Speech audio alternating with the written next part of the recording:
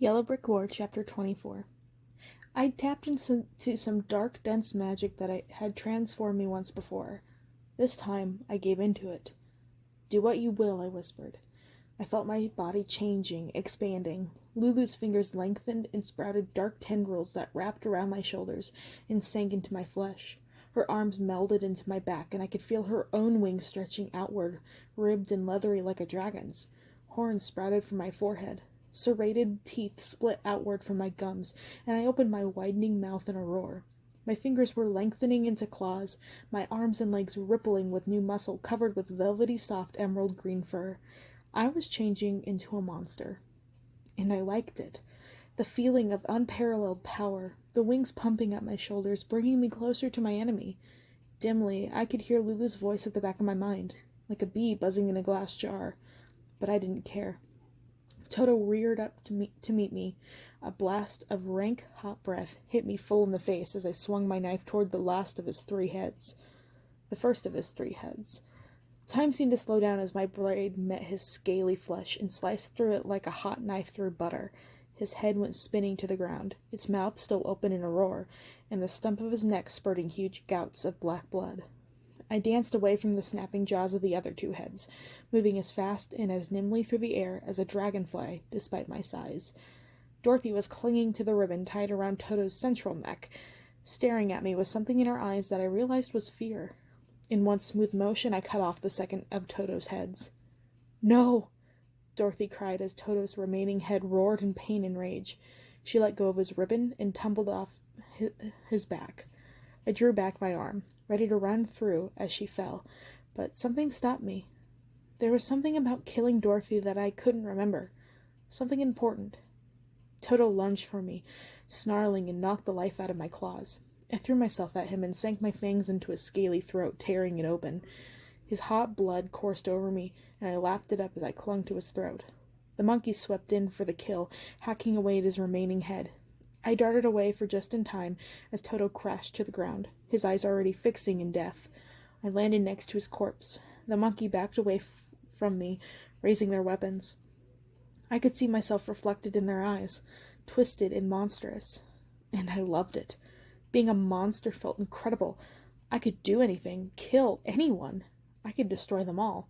Oz would be mine. And then something flared to life deep inside me. Something silvery and cool like a mountain stream. Silver strands of light wrapped around me, holding me tightly. "Come back, Amy." It was as if Dorothy's shoes were speaking to me somehow, preventing Oz's magic from taking over my body completely. "Amy." Nox's voice brought me back to myself. He was running across the battlefield, screaming my name. Amy. I was Amy. I felt the dark magic churning within me, unwilling to let me go. "Release me," I thought. "Please, release me." Dorothy's shoes flashed silver. I screamed in agony as my bones cracked and twisted, Lulu's body separating from mine. This time the transformation wasn't easy. It was so painful I thought I was going to die right next to Toto. I sobbed in pain and fear as my claws retracted and my fangs sank back into my gums. A moment later, Nox's arms were around me. I clung to him like a life raft in an ocean of pain. "You're okay," he whispered into my ear, rocking me back and forth. "You're okay." Slowly the agony ebbed away, leaving exhaustion in its wake. "Never do that again," Nox said. "Ever. I thought I lost you." The emotion was thick in his voice. "What the hell was that?" Lulu was yelling. "What the hell did you just do, you little witch?" "Dorothy," I gasped as Nox helped me to my feet. "Find Dorothy." Dorothy was lying in the grass next to Toto's body, one leg twisted under his massive carcass. She struggled to sit up, trying feebly to push Toto's body off her as I limped toward her. It felt as though the magic in the diamond-studded boots was the only thing keeping me upright. "You," she said, her voice more exhausted than angry. "It always comes back to you, doesn't it?" She closed her eyes, almost as if she was so tired she couldn't keep them open. I knew how she felt. She'd given in to the same magic that had almost destroyed me just now. She'd given in to everything she was to Oz.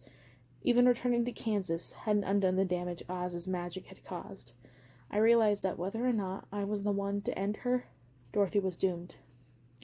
You can't kill me, she said. You're not going to win. Her red heels flashed with a pulse of ruby light, and I flung up one hand to protect my eyes from her radiance.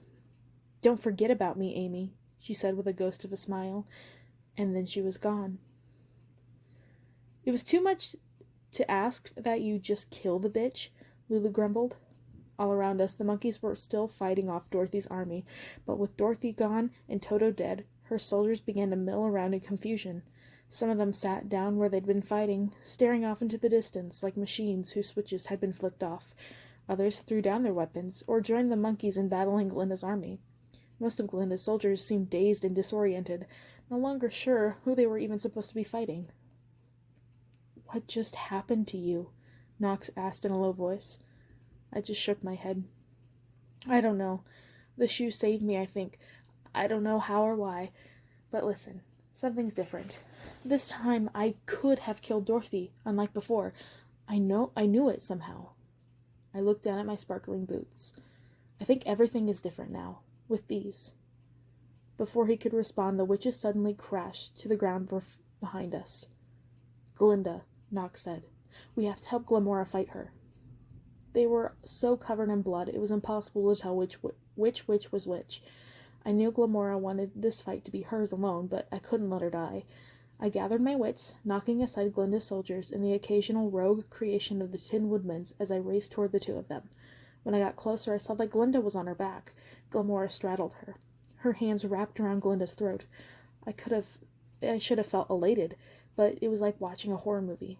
There was something about the expression on Glamora's face that gave me chills. She wasn't even using magic anymore, just her fists. This is for everything you took from me, Glamora snarled, punctuating the words by slamming Glinda's head into the ground. She wasn't trying to kill her. She wanted Glamora to suffer. She wanted Glinda to suffer. Glamora, I cried. I didn't know what I thought I was going to do. She was winning, and it's not like I wanted to help Glinda. I just wanted Glamora to go back to being the witch I knew, fierce but elegant, beautiful and kind, not this bloody, inhuman banshee who was taking so much pleasure in her sister's suffering. But as Glamora looked up at me in surprise, Glinda slapped her across the face. Startled, Glamora let go of her sister's neck, and Glinda struggled to get out from under her. Glamora punched her so hard that Glinda's head snapped back, and she lay there, completely stunned. And then Glamora sank her fingers in the knuckle of Glinda's eye sockets. Pink light blazed outward from Glinda's face. Glamora threw her head back, her face fixed in an awful smile. I fell to my knees as Glamora screamed triumphantly. And then her scream changed to something else, and a pink light flowed up her arms and chest and reached her face. Her jeweled features twisted. Glamora, I shouted again, scrabbling toward her on my hands and knees. She was flesh and blood again now, and the face she turned toward me was somehow hers and Glinda's at the same time. The scar on Glamora's cheek transformed into a scar on Glinda's forehead, and then switching back again, first Glinda, and then Glamora, looking out at me from those haunted blue eyes.